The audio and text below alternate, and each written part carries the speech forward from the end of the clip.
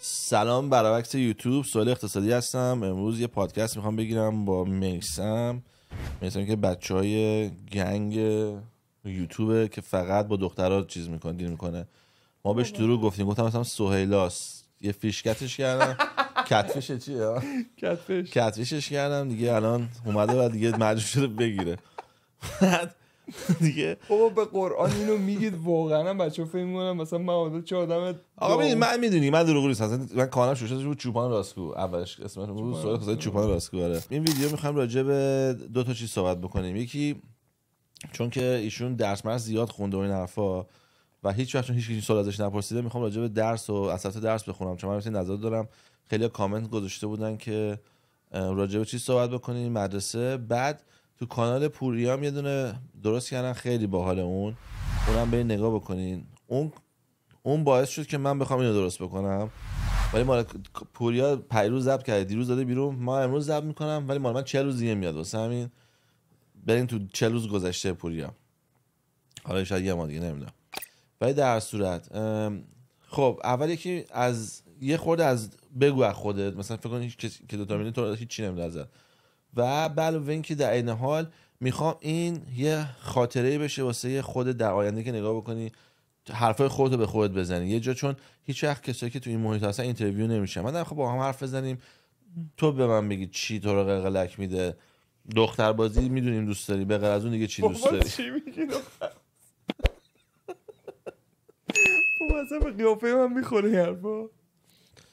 ببین یه داستانی گفتم امروز، گفتم که شب بخوابی بعد اینجوری بخوابی، خواب اینطوری، بعد تا صبح اینطوری بخوابی، بعد صبح یه مگس چشتو بزنه، بعد اینطوری بخارونی، بعد دستتو بذاری، میگه دستتو لطفا روی باسن من بردار. این حقیقتی است. ای بابا سوال من اینجا نشستم، حالا گفتم من پادکست رو خیلی جالب شروع کنیم و دارم نگاه میکنم به 10-15 سال گذشته و اینکه تو 10-15 سال آدم چقدر میتونه تغییر کنه و چه مسیری بیاد. خیلی خیلی خیلی برای خود من عجیبه الان اینجایی که نشستیم داریم صحبت میکنیم، جایی که هستم، اتفاقایی که تو زندگیم افتاده. وقتی میدونی کسی که بیرون میبینه اولا خیلی نمیتونه حسش کنه و هر چقدر بگم شاید خیلی عجیب باشه، ولی خودم وقتی بهش نگاه میکنم، حالا تو یوتیوب خودم در موردش صحبت کردم و بچه‌ای که تو این 3-4 سال لطف داشتن یوتیوب منو دنبال کردم واقعا دیدن که اصلا چقدر مسیر زندگی جالبه، از کجا میای به کجا. یه خلاصه‌شو برام بگو، من خیلی اینترستم، چون هر چی ازت بیشتر یاد میگیرم جالب‌تره، هم بیشتر باهات دوست میشم. و به اینم اشاره بکن که خیلی‌ها به تو گفته بودن که با این دیوس ویدیو نگیر و فلان. اینم مثلا بگو که احساست چیه، چون به خودم چیزی گفتی جالب بود، اینم توشون بگو لطفا. تو کلا نه خب در مورد ویدیو ببین، خب آدم چیزی که حالا تو مثلا سوشال میدیا نشون میده خیلی فرق میکنه خیلی وقت با چیزی که هست. من نه ولی متوجه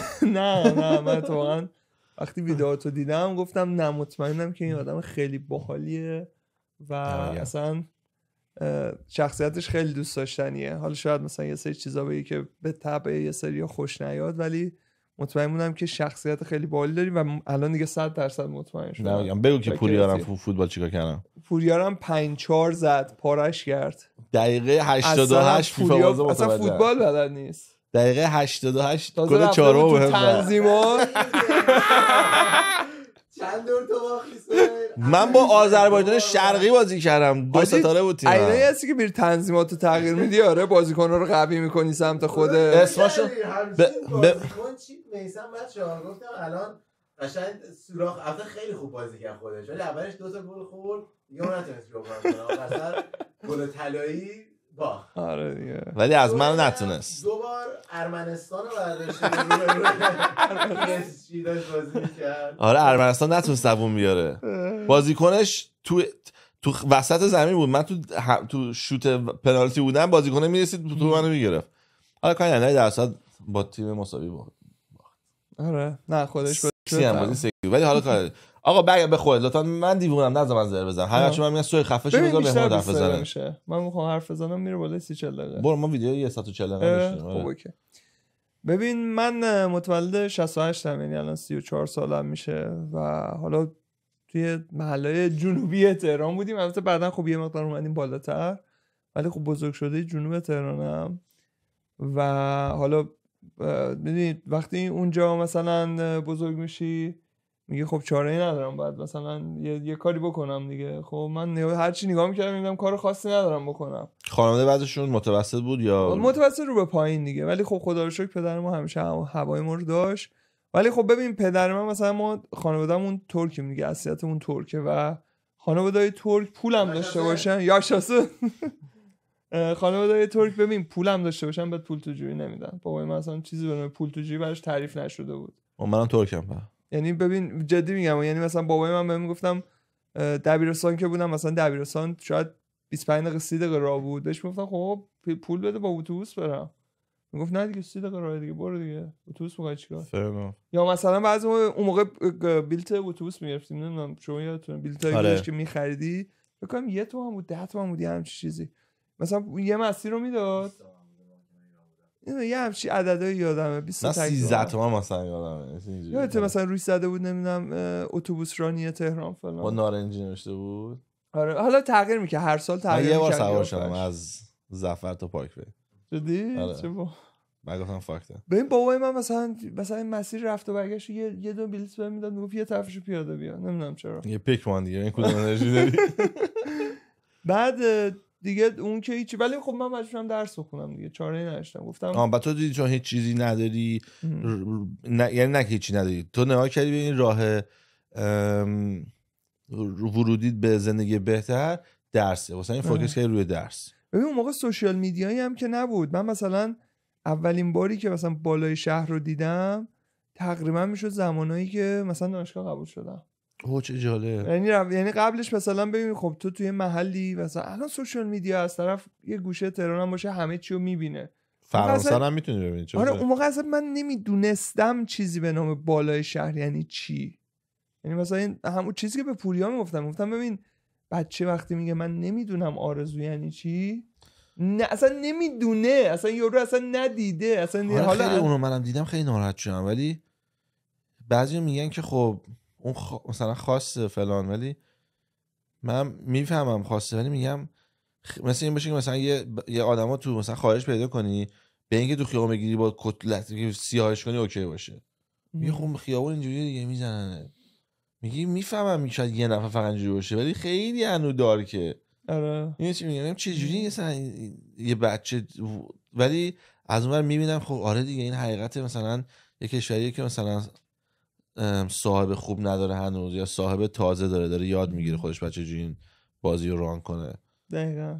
خلاصه ما چی ما ترجیح شدیم درس بخونیم و خب من مثلا راهنمایی یه مدرسه بود، مدرسه نمونه نور. بعد مثلا این مدرسه‌های نمونه دولتی بهش میگفتن. نمونه یعنی تیزهوشان؟ ببین اسم نمونه یا تیزهوشان میذاشتن. خب تیزهوشان چجوری میری تو اینا بعد امتحان بدی؟ آزمون ورودی داشت دیگه، آزمون ورودی داشت. هنوزم فکر می‌کنم هستش، ولی خب الان انقدر مدرسه‌های خصوصی خوب زیاد شده که دیگه فکر می‌کنم مثلا اونا یه خورده از رده خارج شده. یعنی الان همشون دیگه پولی شدن. اون مدرسه‌هایی بودن که شما خیلی شهری و اینا نمیدادی ولی آزمون ورودی سخت داشت و هر سال که قبول می‌شدی هر سال یه سریا رو به قولی ریزش داشت، دراپ اوت داشتن. یعنی مثلا 80 تا ورودی میگرفتن اول راهنمایی، خب سکند گرید به قولی سکندری سکول، بعد از اون 80 تا مثلا 10 تا 15 تاشون میریخت، بعد مثلا آخرش میرسید 50 تا.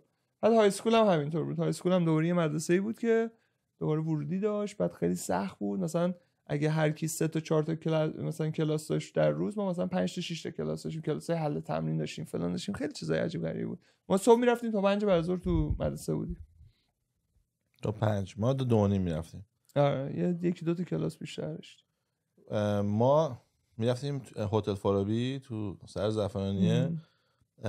کلاس اضافه که داشتیم، ما دکتر فرجو که مدرسه درست کرد میخواست البرز رو بیت کنه، خب با این منطق اومد جلو، بعد نتونست، اصلا یهو رفت تو باقالی، چون ما همه معلم‌ها شروع کردیم خریدن، همه چی پولی شد و اصلا به کثافت ولی الان چی بفهمیم ما چه کلاس داشتیم. الان میخوام نظرت رو بدونم. ما کلاس مدیتیشن داشتیم، نه ما از این هیپنوتیزم داشتیم، سفالگری داشتیم، کاراته داشتیم، زبان فرانسه داشتیم، کامپیوتر داشتیم، از اول راهنمایی. داداش ریاضی، فیزیک، ما همش اینا داشتیم، ریاضی، فیزیک، هندسه، مثلثات، همش ریاضیات بود. چون مدرسه ما فقط چیز میرفت، کنکور ریاضی میرفت. یعنی ما فقط این چیزا رو داشتیم. یعنی مثلا من فوکس بودیم روی آدمی که میخواد مهندس بشه، اصلا رشته‌های مهندسی. انقدر فیزیک میخوندیم که دیگه حالت به هم میخورد فیزیک. خب حالا نظر راجع به درس چیه؟ من به نظرم تو دوران امروزی واقعا نباید کسی درس بخونه، ولی تو سناریوی تو نمیشد درس نخونی. آره اون موقع نمیشد، ولی الان خب خیلی منابع یوتیوب هستش، خیلی چیزا هستش و من تو میتونستی از یوتیوب یاد بگیری همین جایی که الان هستی باشی. اگه نمیتونستی تو مدرک اون موقع نمیتونستی، ولی الان به نظرم میتونی. ولی جایگاهی که من هستم، حالا کاری که دارم که هرچند شاید خیلی مثلا دوست نداشته باشن، آره ادویکیشن نیاز داره، ولی نه اینقدری که من خوندم. یه جایی البته خب میگم ادویکیشن من به خیلی چیزا کمک کرد. مثلا من سربازی موکل شد به خاطر ادویکیشن. مثلا من دوستم خیلی فاندا رو بگیرم به خاطر ادویکیشن. ولی با پوری هم صحبت کردیم اگه مثلا میرفتم یه بیزنس ساده ای رو راه مینداختم، این همه وقت میذاشتم، شاید الان خیلی موفق. چند سال درس خوندی؟ خب ببین شما 4 سال لیسانس بخونی، 2 سال ارشد میخونی، بعد یه 2 سال ارشد هم من اینجا خوندم. خب یعنی 8 سال فقط این. حالا من یه مدرک CFA هم گرفتم که اونو خیلی دوست داشتم، چون واقعا تو بحث‌های مالی خیلی میبرتت بالا. اونم فکر کن 1 سال 2 سال به اون اضافه کن، تقریبا 9 سال 10 سال. خب فقط هایر ادویکیشن اما تازه بعد دبیرستان. الان تو زمینه کاری به درس ربط داره؟ آره مالی هستم، من فایننس هستم. من ببین من در میتونم بگم بالاترین سطح اینوستمنت منیجمنت کانادا دارم کار میکنم. یعنی دیگه بالاترین سطح اینوستمنت منیجمنت. من چند سال دیگه مثلا کار کنم، تجربه کسب کنم، میتونم پورتفولیو منیجر یا مدیر سبد سهام بشم. مثلا به اونجا برسم. ولی با این حال که خیلی از بچه‌ها هم میپرسن که آقا این جایگاهی که تو هستی مثلا آرزوی ماست، دوست داریم به اینجا برسیم از لحاظ ادویکیشن و پرستیژ کاری، ولی باز من میگم شاید بیزنس را انداختنه خیلی کار عاقلانه تری باشه. من قبول دارم. من که حرفم میاد، چون من کار خودم، من فقط سریع به تو بگم، من وقتی تو دانشگاه بودم بیزنسمو شروع کردم و وقتی که از دانشگاه سال سوم بودم، دین دانشگاه اومد روز من نشون، گفت تو چه گویی میخوری اینجا، چی میری مدرسه، دیوونه ای؟ گفتم ما ایرانییم باید بریم مدرسه. بگم بعد آقا داری اشتباه میکنی، وقت تلف نکن. بعد فکر کن دین دانشگاه از من داره پول در میاره دیگه، من کاستومرشم. من گفت تو داری وقت تلف میکنی، بعد بیای بیرون. و من سال سوم مدرسه رو گوشم اومدم بیرون. یعنی من کامپیوتر تموم کردم، اقتصاد تو سال سوم خوندم، سال سوم اومدم بیرون، چون گفتم که آقا من نمیتونم یعنی به حرف معلمم گوش ندم دیگه. یعنی اگه بری دیوانه دیگه میون رو یاد بگیری دیگه. قوی ترین آدم دانشگاه داره میگه برو بیرون، پس چیکار می‌کنی؟ آره. خلاصه من بیزنسمو درست کردم اومدم بیرون و من بغل هم کردم. یعنی مثلا میگفتم آقا درس این روزای درس می‌خونی، روزی که کار می‌کنی. ولی اتفاقی که افتاد، یه یارو هستش میاد راجع بهش این صحبت میکنه، میگه بیزنس یعنی مدرسه، من ثابت میکنم مدرسه به درد نخوره. چجوری ثابت میکنه؟ میگه ببین تو از سال 2000 بیا بشین ریویو کن، هر 4 سال یه اتفاق دیوانه وار افتاده. مثلا سال 2000 .com معروف بود، هر کسی که تو .com بود همه من اومدم تو دلم نمیاد این پادکست نگم، خوب کردی. وایساده بودم اصلا اعتبارش با شما 10 برابر شد. من میشنم اصلا حرف نمیزنم. نه اصلا اعتبار داستان با شما 10 برابر شد. البته داداش این چیو داره میگه؟ این من چون میگم من یه رکوردی دارم تو دونه که به بیشتر چیز دست دادم، بعضی موقع تو ویدیوام اینجوری کلکی میزنم. هم دست دادی؟ آره یواش. به کار نمیاد آخه. دیدم خسته است، اصلا نمیشه صحبت کرد. دیدم بد اخلاقه. شوموناس. امروز 3 برابر کار کردم. بابا من نیومده بودم داشتین در تو علم و دانش اینا صحبت می‌کردین. خسته نباشی. آقا نکن. دختر فردایی که تشکر میکنه به خاطر این باد من. کدوم دختر فردا چی؟ فردا میفهمی، الان که نمیدونی. فردا من مسافر 5 دقیقه خبر فردا نداری. آقا دم بچه‌ی ونکوورگرم واقعا عالی، یعنی اصلا پرهام، واقعا پرهام خیلی خوبه. پرهام پسر خوبیه.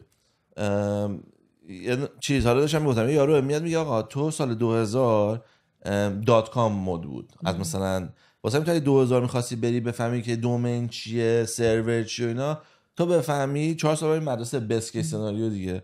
میگه 2004 که ببینید اصلا دیاتکام مهم نبود، تمام دومینا رفته بود، اصلا دیگه اصلا کیر نمی‌کردن راجع به وبسایت. 2004 آنلاین شاپا داشت گل میگرفت. 2004 رفت تو کار دانشگاه که آنلاین شاپ یاد بگیری، 2008 میری بیرون اصلا دیگه مهم نبود. 2008 آیفون اپ داد بیرون. 2008 بری 2012 چیزی الان مثلا همش واسه جالب بود برام گفتم آقا بعدی چی الان وقتشه. بعد 400 سر 400 چت جی پی تی اومد بیرون که اصلا شورت همه پاره شد. چه اتفاقی داره میفته با این تکنولوژی؟ من گفتم چجوری من نفهمم چجوری مردم تو خیابون دارن نمیدونن داد بزنن خونه هاشون آتیش بزنن، چون واقعا انگار مثلا خدا به وجود اومد. میفهمی چی میگم؟ دیگه هر چی بپرسی میدونه، به بهترین حالت باهات صحبت میکنه و این عقب مونده ترین مدلشه. این الان اسبه که بستنش به دورش که فکر کنم برسم به اسب بخار چی میشه، اصلا حالا به ماشینشو به خیال شو هنوز. واسه همین تو نمیتونی بری مدرسه اصلا یاد بگیری واسه چیزی که میخواد دنیا رو رولوشنری بزرگ کنه. نظر راجع به این چیه؟ خب حالا بگو راجع به این 4 سال دیگه. من 10 15 سال دیگه اصلا ادویکیشن به معنی که الان هست دیگه اصلا تقریبا منقرض دیگه داره از بین میره. اصلا من میگم ادویکیشن داره از بین میره، اصلا دانشگاه رفتن اینا. ببین الان اصلا شما همه چی رو میتونی یوتیوب یاد بگیری، همه چی رو میتونی خودت یاد بگیری با تلویزیون. شما با اصلا نه تلویزیون، شما الان تمام شرکت‌های خفن دنیا، ببین آمریکا دست شرکت‌های خفنی مثل اپل، گوگل، مایکروسافت. گوگل به شما میگه آقا اصلا نرو دانشگاه و کالج. گوگل چیز داره بهش میگن بوت کمپ. شاپیفای اینجا هم داره بوت کمپ دارن، میگه به شما اصلا لازم نیست بری کالج و دانشگاه، میگه بیا کالج خودم. گوگل میگه برای چی میخوای بری کالج الکی وقت تلف کنی، آخرش هم بیای چیزایی که من میخوام بلد نیست از اول یاد بدم. آفرین. میگه بیا بوت کمپ خودم فاندت میکنم، تمومم شد خودم استخدامت میکنم، چیزایی که خودم لازم دارم و بهت یاد میدم. الان گوگل داره، شاپیفای داره، این اسکالرشیپه چیز میکنه، میگه آقا پذیرش میگیره، مثل دانشگاه گوگل پذیرش میگیره، میگه آقا قبول شدی، میره کلی آدم اسمارت رو پیدا میکنه، میگه قبول شدی، شهری هم نمیخواد بدی، تازه من بهت تو اون دوران کلی هم میرسم، فقط تعهد داری کار تموم شد باید مثلا 2 سال 3 سال حداقل برای من کار کنی.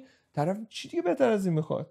هر چیزی که بعدش مهمه چقدر درس خونده باشه قبل یا نه. میگه نه دیگه از دبیرستان میگه کالج نرو، میگه اصلا دبیرستان 18 سالگی نمره کالج تو میخواد.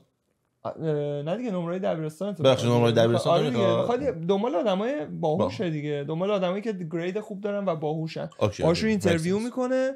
شاپیفای هم اینجوری بود، من قشنگ رفتم اینترویو میکنه، میگه آقا بیا، وین وینه. هم من میدونم که آقا بود کمپشون چند وقته؟ تقریبا 2 سال است، 18 ماه 2 سال. تو 18 ماه میگه هر چی لازم داری رو من بهت یاد میدم، بعدش هم به عنوان اینترن، به عنوان کارآموز میای شروع میکنی. خیلی باهوشن دیگه واقعا. خیلی اصلا ادویکیشن داره میره سمت این. نه اوکی از اون زاویه عالیه. ببین ادویکیشن داره میره سمت این، یعنی اینکه دیگه آقا شرکتی که مایکروسافت هم داره همین کارو میکنه، اپل هم داره همین کارو میکنه. اپل میگه آقا بیا اینکه انقدر سیستم‌های خودشون پیچیده و سنگین آره دیگه تو اگه حتی بری یه مدرک هم بگیری برای از صفر بیای سیستم اونا رو یاد بگیری. آره همین میگه دقیقاً. شما الان برو مثلا برنامه‌نویسی سی شارپ یاد بگیر، پایتون یاد بگیر. خب پایتون الان خیلی خوبه، ولی مثلا اپل میگه آقا اپ دیولپمنت من مثلا بر اساس اینه، گوگل میگه بر اساس اینه، من اینو میخوام یاد بگیری. می‌دونی چی میگم؟ وقت طرف مثلا بیشتر برای کسایی که تکنولوژی ان دیگه، ولی اگه هنوز بخوای دکتر بشی، جراح بشی، اینا باید بری دانشگاه و درس بخونی. اونا هم عملاً همینه دیگه. عملاً شما میری مثلا دانشگاه تهران، دانشگاه علوم پزشکی تهران دیگه، رسما دانشگاه به بیمارستان وصله. اینجا هم همینه، دانشگاه به بیمارستان وصله. یعنی شما همزمان که داری درس رو میخونی به بیمارستان هم وصل میشی. درسته. همه رشته‌ها تقریبا اینجوری شده. درسته. مثلا هوافضای ناسا داره عملا میگه آقا بیا دانشگاه خودم، بیا خودم بهت یاد بدم. آره ایلان ماسک میگه ایلان ماسک میگه اولین کار تو اسپیس ایکس دنبال یه دونه مهندس موشک بودم. بعد میگه یه دونه جاب آفر گذاشتم، بعد 6 ماه هیچ کسی نیومد، حتی یه دونه ایمیل هم نیومد. چون هر کسی که تو دانشگاه کار میگرفت بعد میرفت تو ناسا دیگه، چون کسی دیگه این مهندس موشک استخدام نمی‌کرد و خودش میاد میخونه میشه تا امروز هم هد انجینیر اسپیس ایکس. خیلی جالب. حالا چیزی که هستش اینه که به خاطر یه چیز دیگه بهتون بگم، به خاطر اینکه این شرکت‌های خیلی بزرگ متوجه میشن که بزرگترین بیزنس اصلا خود همین دانشگاهه.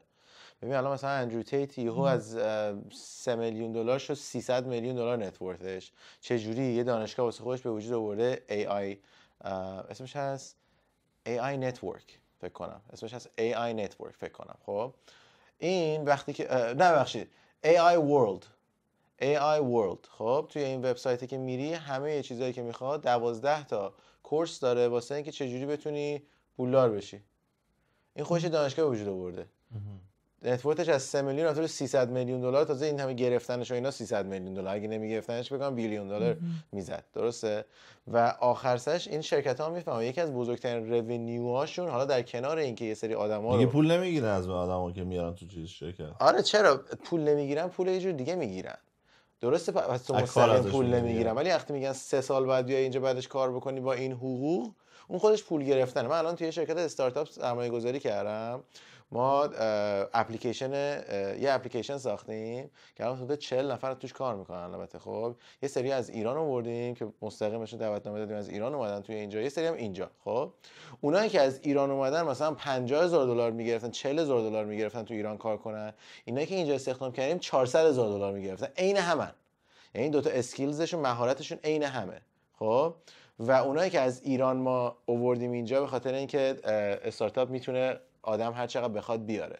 خیلی از لازم مهاجرت خیلی راحته. وقتی دعوتنامه استارتاپ کسی بهت میده خیلی راحت میتونه بیارتت. خب اصلا یه الان با گاورمنت ستاپ شدیم، مثلا جدا گاورمنت اون یه لاین جدا داده واسه که بتونیم بیاریم، مهندسا که بیاریم. خب اینا وقتی که از ایران میان باشن قرارداد می‌بندیم که مثلا 2 سال مینیمم در کنار ما باشن.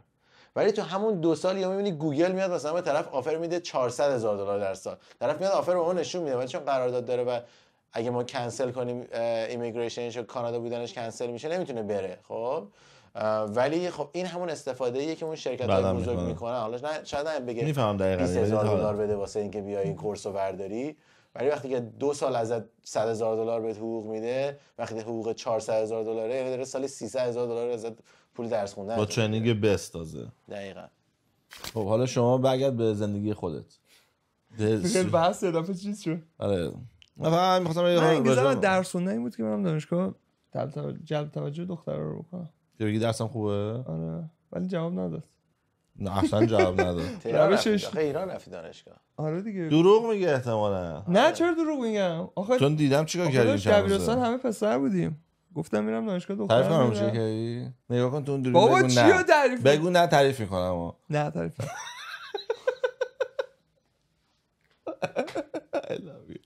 خیلی نه تعریف. نمیدونم چی بخواد تعریف کنی ولی هر چی هست لطفا تعریف نکن. منم نمیدونم. چه ساندویچی خوردیم امروز. وای ساندویچ رو بعد ولاگ میکنم. بچه‌ها خیلی باب رفتیم یه ساندویچی. باش فکر کنم مثلا این ویدیو رو ببینن الان دیگه خودشونم. خب بعدش نفر اول که اومد 3 نفر اونجا داشتن کار میکردن تو ساندویچی. خب نفر اول که اومد به سهیل گفت آقا سهیل من شما رو فالو میکنم توی اینستاگرام. بعد گفت سابسکرایب. بعدش مثلا منم میثم یهو گفتیم خب مثلا یکی سهیل شناخت ما چی شدیم مثلا. بعد یه پسر من اینجوری کرد بابا آقا میثم که خودش اینجا استاد کاره و اینا. بعد من یه مونده بودم اونجا گفتم شت ضایع شده 2 نفر اومدن اینجا این دوتا رو میشناختم ما مثلا نخستیام مثلا.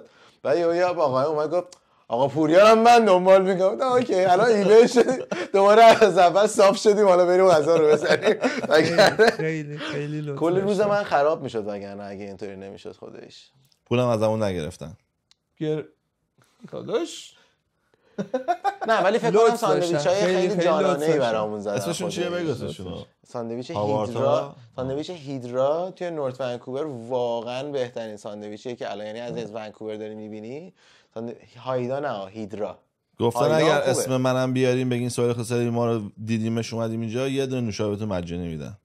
داداش نگفتم چی حالا چون نمیدونی یا میرن دیدی نوشابه گرفتن چیکار دارین اینو مردم آجر نکن.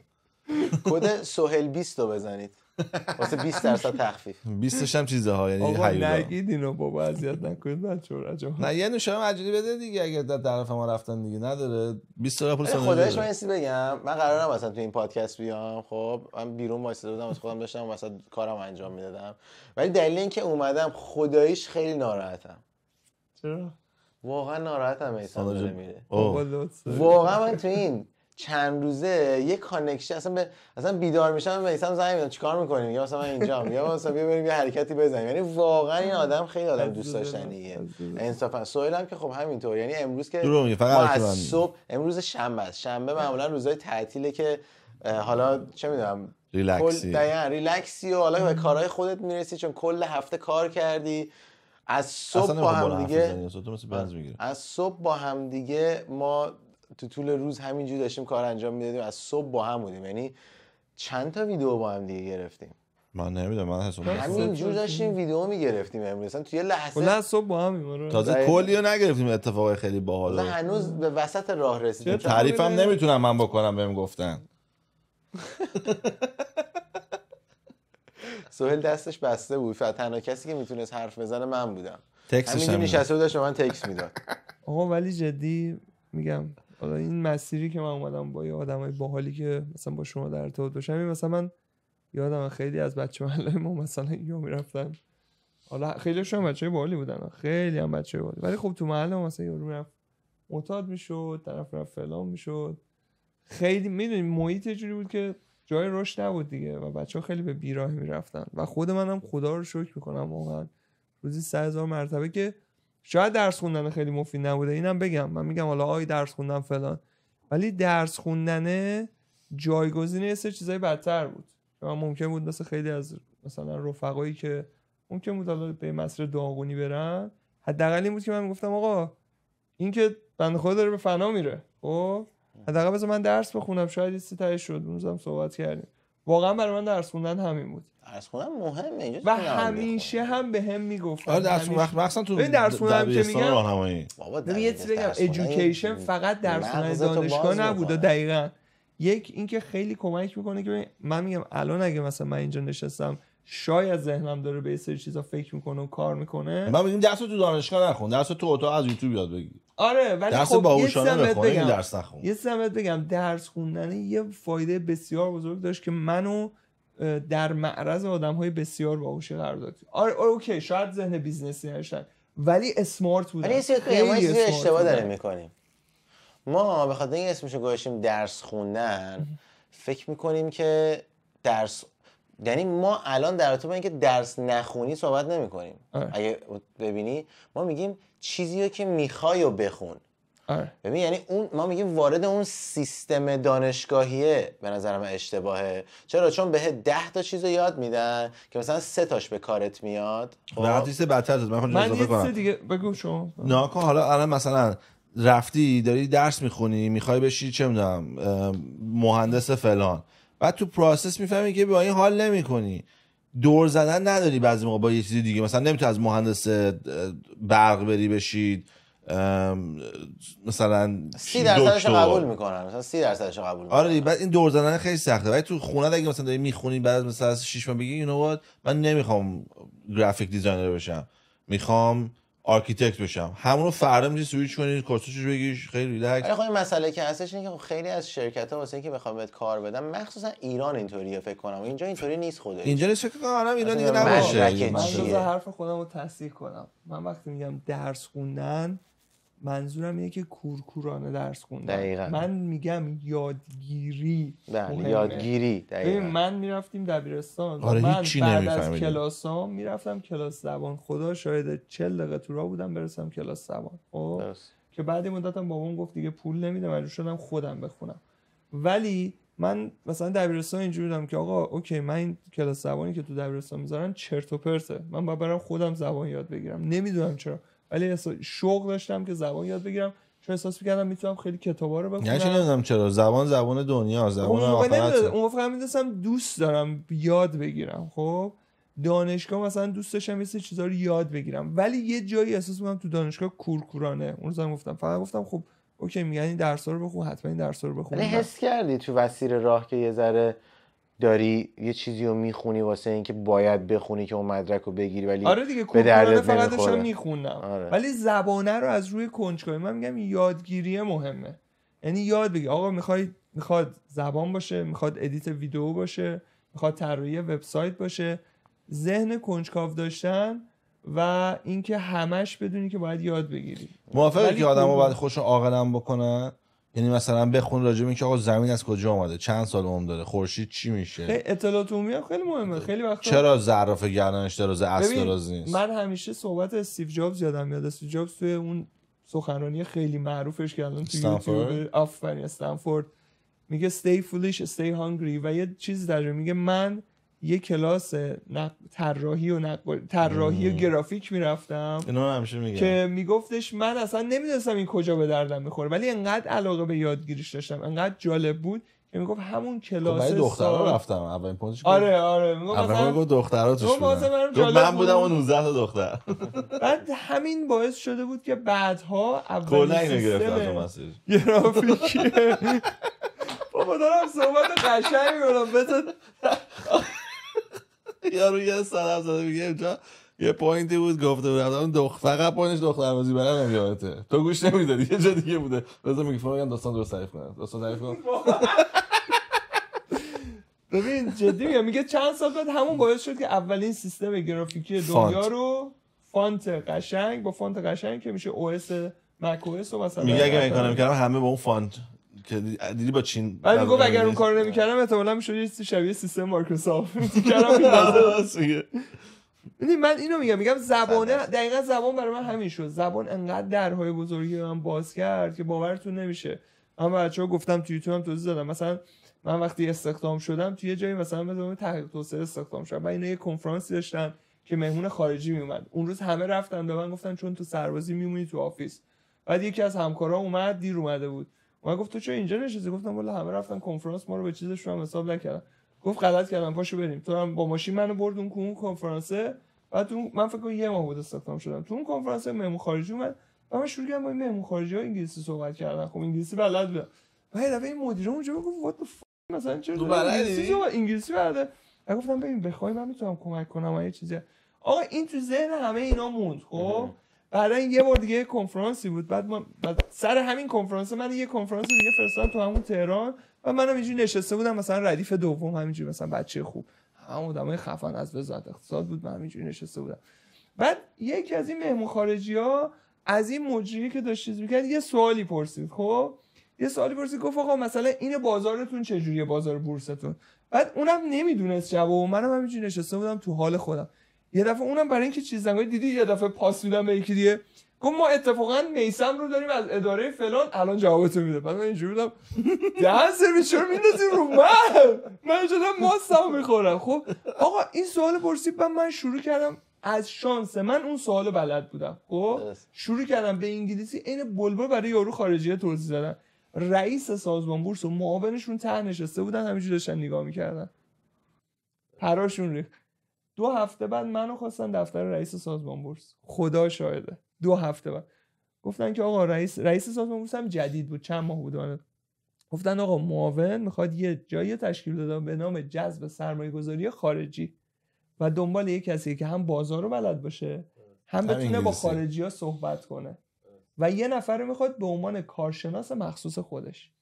تو میخوای بیای؟ حالا من نوبادی بودم اصلا منو کسی نمیشناخت در این حد که وقتی منو آوردن آفیسمون بالا بهم آفیس دادن همه میگفتن این وصله. مگه میشه یکی بیاد مثلا یه سال نیستیم به سر اومده بردنش طبقه 6 میشه رئیس سازمان؟ ما خودم باورم نمیشه گفتم وات زبنی. ببین هیچ کی باور نمیکنه میگفتن نه تو فقط یه زبان فقط یه زبان یعنی همه چیزای دیگه هم اونا نمیدونستم. فقط کسی بودم که بازار رو بلد بودم و زبان. این دوتا با هم کانکشن بازار و زبان. هنوزم که هنوز خیلی‌ها بگی میگن نه این به یکی واسه. حالا چیزی بگم همین الانم که مثلا خب فارسیت خوبه انگلیسیت خوبه الان یهو پاشی بری چینی یاد بگیری همین چیزی که الان فکر کردی و مثلا دوباره همین دنیا دیگه باز کانکت میشن دوباره. دقیقاً یعنی فکر نکن که مثلا الان مثلا فارسی و انگلیسی و بلدی میگه تمومه. مثلا من شروع کردم زبان اسپانیش یاد گرفتن. ببین اسپانیش اصلا یاد میگیرید یهو اصلا دوباره مثلا تو کار ساختمون خیلی از کارگرایی که کار میکنن اسپانیش و هندی ان دیگه دوتا. با اسپانیشه که یهو مثلا شروع می‌کنی صحبت کردن مرامی میان یه کارایی واسط میکنن باور نکردم مثلا یه ذره تازه اسپانیشم بلدم چون یه دوست دخترشم که اسپانیش بود مثلا به خاطر اون داشتم یاد میگرفتم نه به خاطر بیزنس. بعدش آقا متأهل نشین. آقا زبان بلد بودن خیلی زبان خیلی مثلا من ترکی هم زبان بلد باشی من میتونم یه زبان فارسی بگم چون همین دیروز برام اتفاق افتاد. ببین مثلا حالا به این موضوع این ویدیو ربط نداره ولی مثلا دیدی خیلی وقتا یه سری حالا شما کمتر میشنوید من اینو زیاد میشن آقا چه خبره ایرانی انقدر داره میاد کانادا فلان راه باز کردن. من دیروز رفتم ایندوچینو کچلوار کاستوم میفروشن کچلواری که قشنگ سایز تو میگیرن و فلان. اونجا یه خانم ایرانی بود، همین از در وارد شدیم با همین آقا مهدی رفیقمون، خانم دید ما داریم فارسی صحبت می‌کنیم گفت سلام. یه دو سه نفر خانم دیگه هم بودن، مثلا یه خانم بود فکر کنم هندی بود، خانم ایرانی بود. گفتیم خب بس ما وای میستیم با این خانم ایرانی صحبت کنیم. خانم ایرانی اومد و خب الان تخفیف بلک فرایدی خورده، کچه‌ها ارزون شده و من گفتم خب دیگه سایزمو بگیرم و بخرم. خانم ایرانی اومد صحبت کرد و مثلا خیلی غیر مستقیمم چون نمیخواست علنا کلمه بلک فرایدی رو بگه، خیلی دوست داشت به من گفتش ببین به نظرم میتونی یه هفته صبر کنی، شنبه هفته بعد صبحش ما احتمالاً یه سری تخفیفات بیشتر داریم. خب و خیلی برای من جالب بود. مندازه بگم گفتم من که فارسی زبانم، این فارسی زبان بودن الان داره بهم کمک می‌کنه. چقدر خوبه که هموطن اینجا داریم. ترکا مثلا من تو کار ریال استیت، تو کار خرید و فروش، ترکا وقتی میفهمن ترکی، ببین اصلا انگار مثلا ترکای مثلا ایران تو اینجا میبینن که مثلا من ترکی رو میفهمم، ترکی دانشجویی دقیقاً مثلا یارو انگار مثلا دنیا رو بهش دادن، یه جوری باهات کانکت میشه که اصلا خیلی ترکا واقعا هوای همدیگه رو دارن. دمشون گرم خودش. کلا هر چیزی یاد بگیری پوینت اینه که کمکت میکنه، از زبان ترکی، زبان انگلیسی، یادگیری هوشمندانه، جوشکاری، هر چی میتونه کمکت کنه. یعنی واقعا نمیتونی چیزی یاد بگیری به ضررت باشه. پس بچه‌ها اگه میتونید از همین امروز شروع کنید. یه سری اپلیکیشن‌های کامپیوتری هستن یا توی اپل استور هم هستن. مثلا یکی از اپلیکیشن اسمش دولینگوه. خب دولینگو یه اپلیکیشنیه که حالا میتونه اصلا ادیتور بیاره اینجا اپش رو نشون بده که قشنگ ببینید چیه. دولینگو یه اپلیکیشنیه که تو میتونی یه زبان جدید رو با اون زبانی که بلدی یاد بگیری و مثلا هر روزم 5 دقیقه تا 10 دقیقه تا یه رو 5 دقیقه که دوست داری زمان میذاری، ولی مثلا 2 ماه که بگذره یهو میبینی چقدر چیز یادی. من خودم زبان اسپانیش از روی همین اپلیکیشن یاد گرفتم. خب پولیه یا مجانی؟ برید کانال مجانی هم هست، مجانی تا یه حدی بهت میگم. برید کانال میثم، یه پلیلیست داره به نام یادگیری زبان، همه ویدیوهاشو ببینید. اونم هست دیگه. کانال میثم هم برید آن سابسکرایب کنید. من یوتیوب داری؟ نه چیه؟ یوتیوب خیلی باهوشه، می‌بینی چه سریع پروسس میکنه. گفتی یه دونه از بدیای ایران میخوای بگی، گفتی اوکی بگم، گفتم آره. نه نگفتم بدیای ایران، سختیای ایران فکر کنم، از کمبودای ایران فکر کنم. مثلا میگم همینا دیگه. مثلا یکی از چیزایی که بود، مثلا من همیشه واقعا حتی یادگیری دوست داشتم ولی حتی پول یادگیری هم نداشتم. مثلا اون موقع اینترنتی نبود، اون موقع یوتیوبی نبود، اصلا اینترنت دایال-آپ بود. الان مجانیه دیگه، الان همه چی هست. مثلا من اون موقع با بدبختی میتونستم میرفتم مثلا یه سی دی یادگیری مثلا نرم افزار، میرفتم میدون انقلاب کتاب میخریدی، لای کتاب یه سی دی بود که مثلا نصب می‌کردی نرم افزار مثلا یادگیری فلان. واقعا مثلا من اونجوری یاد میگرفتم، با بدبختی میرفتم یه چیزی پیدا میکردم. بعد تازه اگرم بودش بابای من پول نمیداد برم کلاس یادگیری زبان برنامه‌نویسی. میگم برو بابا، من کلاس زبانم اینجوری شد. کلاس زبانم خواهر برادر داری؟ آره، اونم تازه ببین همین کلاس زبانم با زور خواهر برادرم فرستادی چند تا. خب دمش هم گرم، خیلی همیشه ساپورتیو بوده، ولی دیگه میگفت آقا زیاد ازش میگفت نمیشه. کلاس زبان مثلا من 4-5 ترم رفتم، بعد بابا میگفت یه 2 ماه وسطش استراحت بده. میگفتم بابا زبانو نمیتونی 2 ماه وسطش استراحت بدی. بدترین کاره. میگفت نه زیاد شده، چند ماه دارم پول. مثلا چیکار میکردم؟ میرفتم به معلمات، خیلی میخوندم دیگه. معلم زبانه میگفتم ببین اینجوریه، میگفتش اشکال نداره تو رو 2 ترم میندازیم جلو. یعنی مثلا میگفت تو الان سطح بالاتر از بچه‌هاست، مینداخت جلو. بعد مثلا چیزی که باید 3 سال میخوندی تو زبان، من مثلا تو 10-11 ماه خوندم و از یه جایی به بعدش معلم زبان گفت دیگه ببین، مثلا معلمم گفتم این دیگه برای فایده ای نداره، تو از مثلا بچه‌ای که اینجا هستن سطحت بالاتره، به نظرم برو سلف استادی کن. دیگه من گفتم بابام که پول نمیده منم که بچه‌ها مثلا اینجوریان رفتم شروع کردم خودم یاد گرفتن. که اون موقع مثلا میرفتم انقلاب بچه‌ها. تو اومدی کانادا زبانت اوکی بود؟ خب من های 8 گرفتم اومدم. آره چون من اومدم کانادا مثلا فقط میتونستم بگم های. نه من اومدم، من اصلا تو ایران کارم میگم با خارجی‌ها بود، از یه جا بعدی کارم با خارجی‌ها بود. میدون انقلاب بچه‌ای که تهران هستن میدونن یه هفته کار گرفتم. توی هفته نه منم کار گرفتم ولی توی جای ایرانی. نه من مغازه خارجی فرنیچر می‌فروختم. ببین بچه‌ای که ایران هستن، تهران هستن، حالا تهران از جای دیگه هست، یه انتشاراتی هست به نام انتشارات جنگل، میاد تمام کتابای زبان معروف و هر چی داستان هر چی باشه با کیفیت آفست خیلی پایین، کاغذاش خیلی کیفیت پایینه ولی خیلی ارزون در میاد. من همش توی این مغازه بودم انتشار جنگل توی میدون انقلاب که کتاب زبان بگیرم هی بخونم. کتاب زبان داستان مثلا. میدونی من چیکار می‌کردم؟ من هم تو MSN مسنجر اون موقع می‌رفتم تو چت روم. ما اصلا کامپیوتر نداشتیم داداش. من نداشتم. من خونه دوستم می‌کردم. من بابام کامپیوتر نمی‌خرید. میگفت گرونه نمی‌فهمم چیه. بعد من رفتم خونه دوستم. بعد رفتم اتاق مامانش اتفاقا. مامانش رفت بیرون اتاق مامانش لاگین می‌کردم. بعد تو مسنجر اسم می‌ذاشتم بارویدال 18. بعد پسرا می‌ریختن رو سرم. بعد با پسرا چت می‌کردم که انگلیسی یاد بگیرم. اول سیک مایندد بودی دیگه بچه‌ها. آخه میرفتم به هر کی جواب نمیداد. چه این به ذهن من نرسید. برای خوندن کتاب داستان انگلیسی واقعا بهترین کاری که می‌تونی بکنی. من خودم اینجا که خب داشتم زبان یاد می‌گرفتم بهترین کاری که انجام دادم این بود که چند تا کتاب داستان انگلیسی شروع کردم خوندن. اصلا کلا عوض کردی لول انگلیسیم عوض شد. من یک کتاب ونیتی فیر مثلا اونو اگه میتونستی بخونی ادوانس بود. ونیتی فیر نه مثلا چیز پوریا یه مسیج کفش من جوراب دارم درست نیست واقعا. ما دیگه گفت دیگه ما لویی ویتون و نمیدونم چی و جوراب 2000 تومان. مال من چیزه من کفشم اسمش از وایت مارک وایت آف وایت ولنتینو یکی لویی ویتون و ولنتینو دیگه پوشاک پارسا مثلا. نه من اینو تو حراج گرفتم قیمت فوق العاده عالی.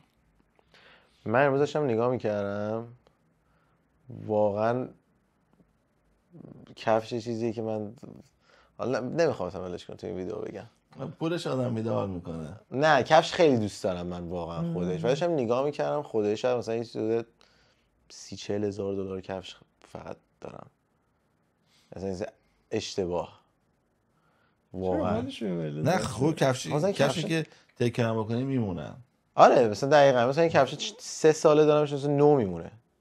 من اینا رو سالی 4 بار میپوشم میذارم چون که سفیده. آره تو روکش هم میذاری. آره میکنم در میبندم که چیزشم که خاک نگیره. آره مثلا یه کمد من اونجا ببینی یه کمد دارم فقط کفش 50 تا جفت کفشه. فکر نکنم سوال اگه نگاه کنی چندید؟ من 41 ام. نه من 47 ام. خدا رو شکر. من 45 6 ام. دست دادم میدونم. خدا رو شکر که ما کفشمون سایزش یکی نیست. چرا خب چی میشه به من میرسید که صفر اونا که بخوام به دونیشن بدی میدادی به من نمیگم که بریم نوار رو بردارم. از واقعا کفشا رو دونیت نمیکنم کفشا رو تا پوستشو میکنم میپوشم. اوکی میدازیدم. خوش از ادویکیشن به کجا رسید؟ همین ادویکیشن دیگه. اگه ادویکیشن بخونی الان با جورابی ادویکیشن نکنی ریختی خودت تصمیم. این ویدیویی که ما گذاشته بودیم با هم دیگه یه سری اومده بودن نوشته بودن که مثلا میثمو نوشته بودن آدم ادویکیتد منو نوشته بودن آدم بیزنسمن.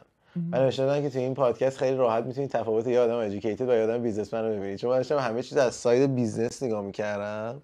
بعد میثم داشت همه چیز از ساید هم بیزنس هم ادویکیشن نگاه میکرد به این قضیه. خب خیلی بال بود اکچولی که من که خوندمش گفتم راست میگه چقدر بامزه است. مثلا بعد از اینکه خودمو دارم نگاه میکنم چون من نشستم پادکست ها دوباره از اول نگاه کردم خودم. من امروز نگاه کردم. تو هم نگاهش کردی؟ خیلی باحال شده. ولی رو سرعت 2 نگاه کردم که نصف وقتم بگیره.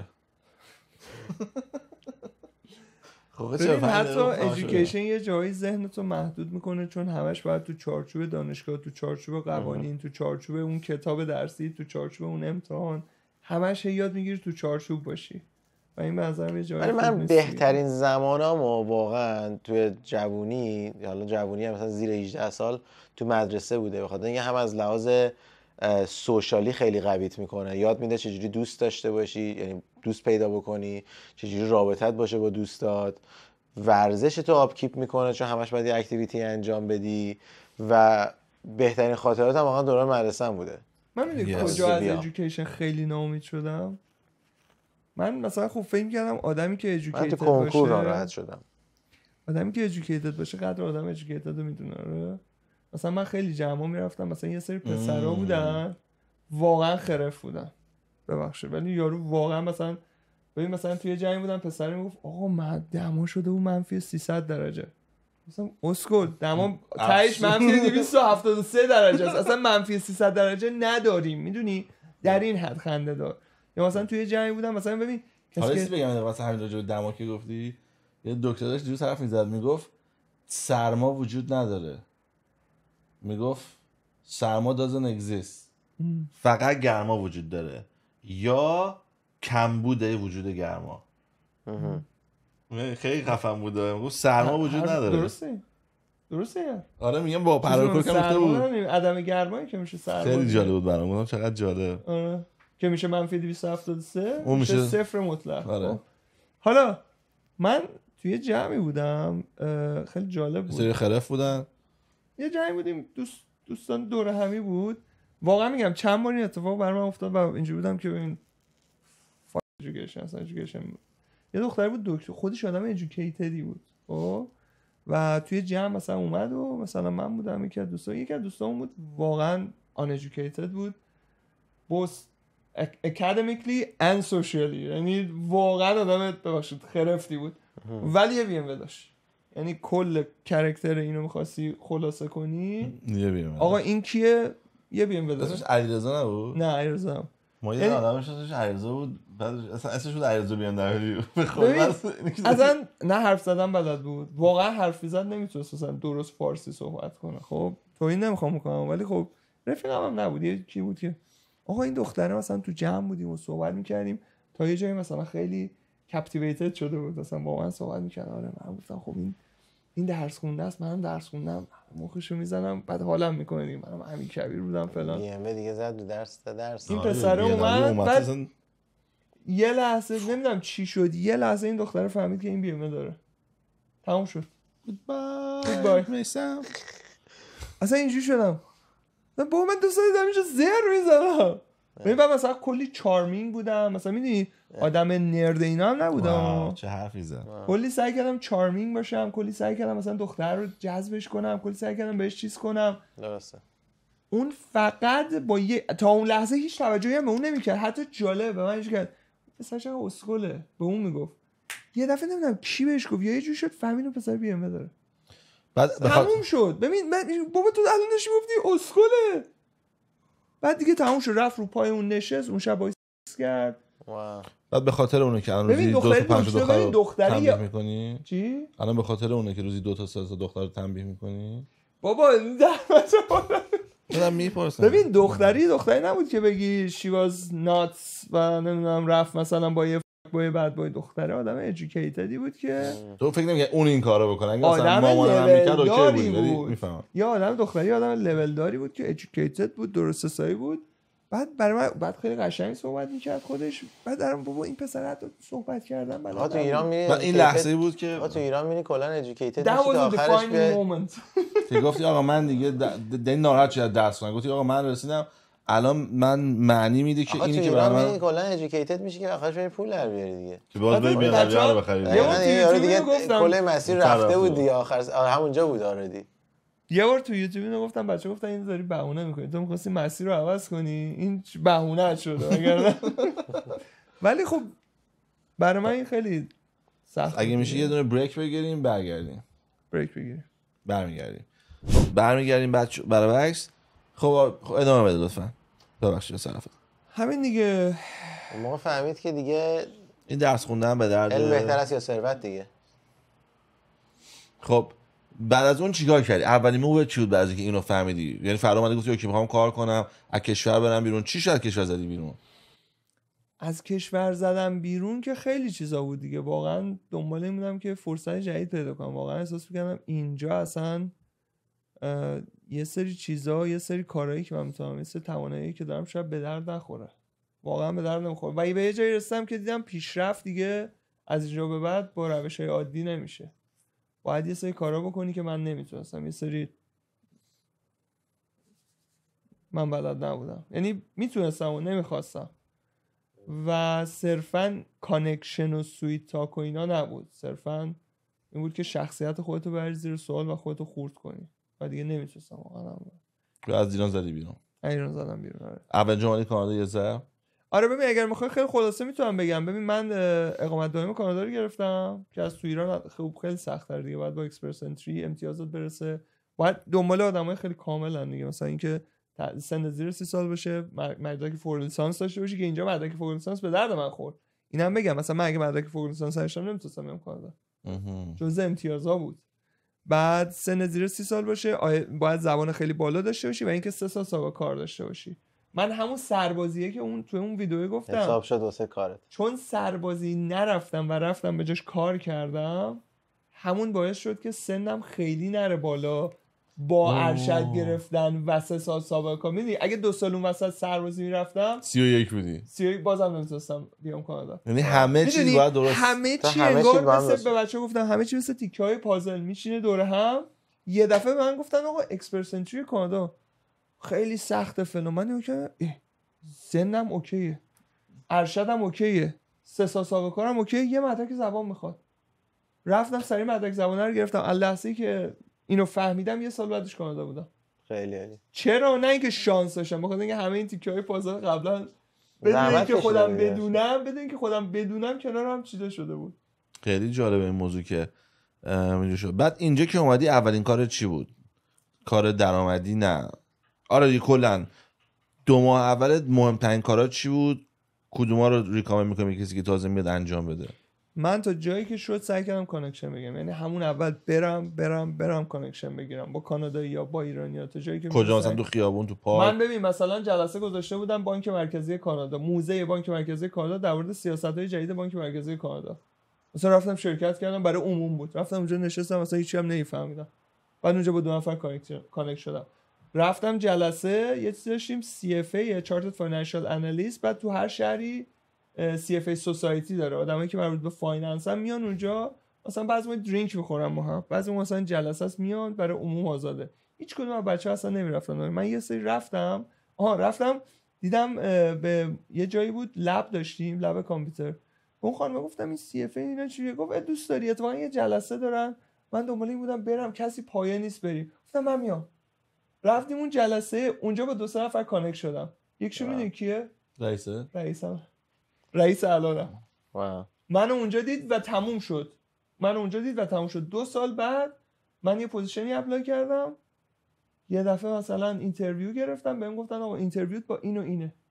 بعد میگم شت یارو که من 2 سال پیش اونجا دیدمش. میدونی چی میگم؟ بعد اونجا هم از اونجا یه ذهنیت مثبتی هم من داشت.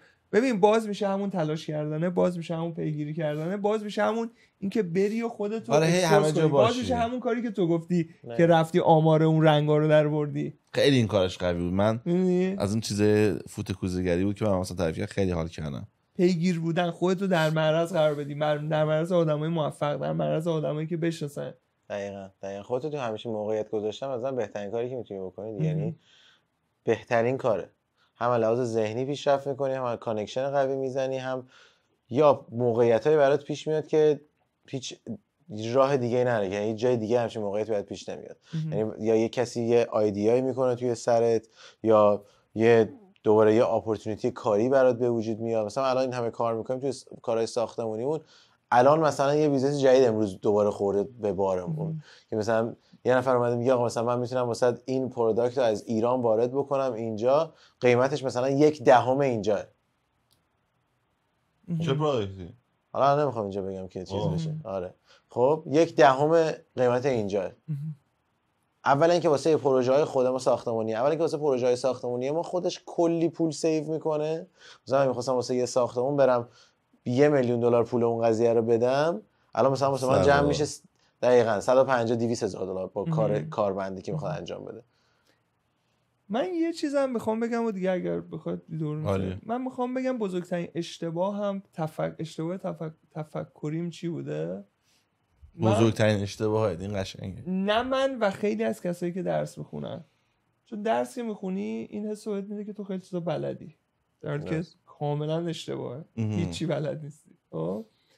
من خیلی جاها فکر می‌کردم که من اگر خب من این مدرک رو گرفتم، من اینو بلدم، آدما باید منو بخوان، آدما باید بیان بگن آقا بیا فلان کارو بهت بدیم، آدما بیان با من شراکت کنن، آدما بیان با من کلاب کنن. هیچکی نمیدونه تو کی، هیچکی اصلا نه براش مهمه نه اصلا میخواد، تو باید دنبال این باشی که حتی اونی که تو برایش سود داری. آفرین. من بیشترین چیزی که یاد گرفتم این که باید انقدر با آدم ها اوکی بشی، انقدر کانکشن بگیری، چون این دنیا همش آدم ها هست. همش کانکشنه، همش ارتباط برقرار کردنه. من واقعا از یوتیوب تشکر میکنم و همه شما که باعث شدین من همچین کانکشنی ها تو سن 80 سالگی پیدا کنم.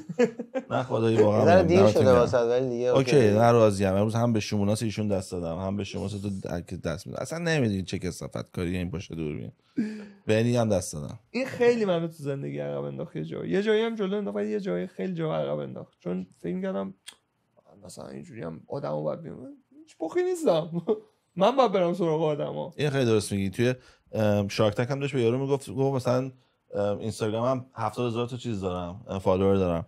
گفتش که تبلیغ هم میگیری؟ گفت نه. گفت چرا؟ گفت منتظرم بهم مثلا اپروچ کنن. گفت کسی نمیاد تو رو اپروچ کنه. فکر کنی تو کی؟ تو باید بری به همه بگی تعریف بکنم. و من اینو دیدم اون روز هیجانی شدم. در واقع به سطح رستوران همینجوری مسیج زدم که آقا من یوتیوبرم، اگه میخوای $300 میگیرم، میام اونجا غذا میخورم، یه ولاگ میسازم.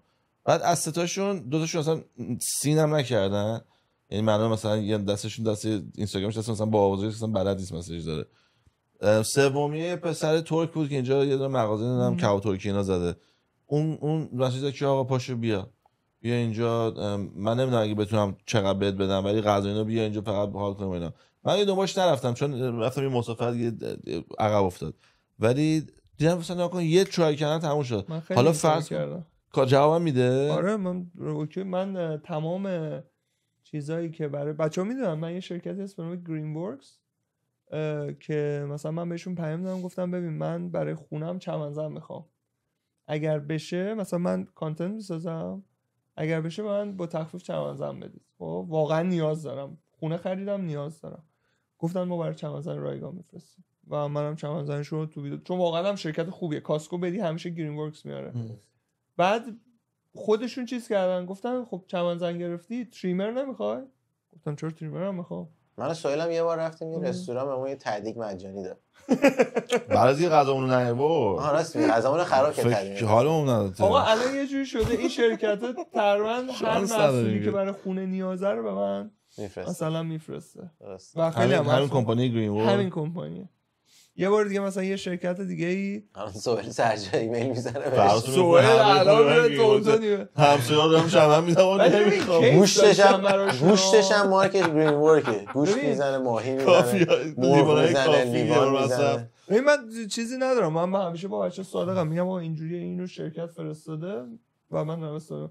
مثلا من یه صندلی گرفتم، خیلی صندلی راحتیه. خب بعد یه بار می‌خواستم یه ویدیو بذارم، مثلا دسکتاپم و وان دی مایل جاب، مثلا تو یه روز تو کار منو به شرکت گفتم ببین من صندلی تو خیلی راضیم، یاد از این میزای استندینگ تیبل میخوام، خب ادجاستبل میشه، اینو بهم تخفیف، همه رو میگم اگه میشه بهم تخفیف بدید.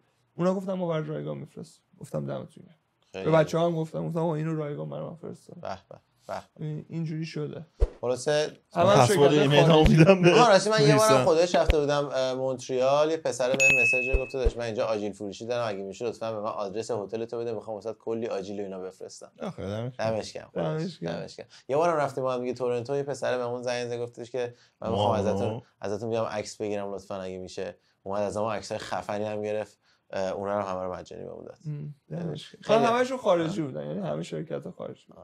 خوبم ایمیل میزنم، یعنی ایمیل حرفه‌ای میزنم. یه دونه کپی واسه ما میدونی دیگه داره میمیره. یا از من ما هم بی سی سی کن 3 تا ایمیل بزنم. آها دمت گرم. من فردا به ایلان ماسک میزنم، میگم میخوام برم فضا، اگه چیز کنی اسپیس بده. ببین می فرقانم میلیونر همینه ها.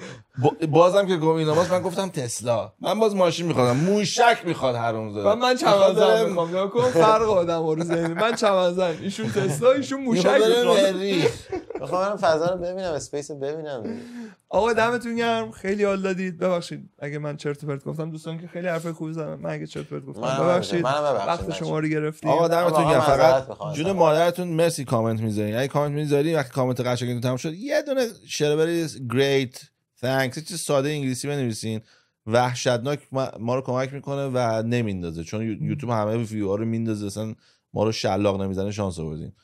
ما ایرانی بودنمون واقعا همه کارمون با چیزه چوبلای تحقیقی. فکر کنم هر کشوری چند کشور این مشکل دارن با یوتیوب به غیر از این کشوری هست کره شمالی کره شمالی هم هست احتمالاً با چین هم هست دیگه. چین هم تا یادی هست. خلاصه وقتی کامنت انگلیسی میذاری یوتیوب میفهمه که شما ربات نیستین به خاطر اینکه از VPN استفاده میکنین، نه آن سابسکرایبتون میکنه، نه ویوتون رو میگیره و لایکتون هم پاک نمیکنه. شما هم حال اضافه تاثیر عجیبی گذاشته. من نگاه کردم چندها هزار نفر پاک شده بود از یه دقیقه دیگه میشه 5 ساعت بعد بریم دختر ببینیم. بچه‌ها دمتون گرم، روزتون بخیر. چاکس.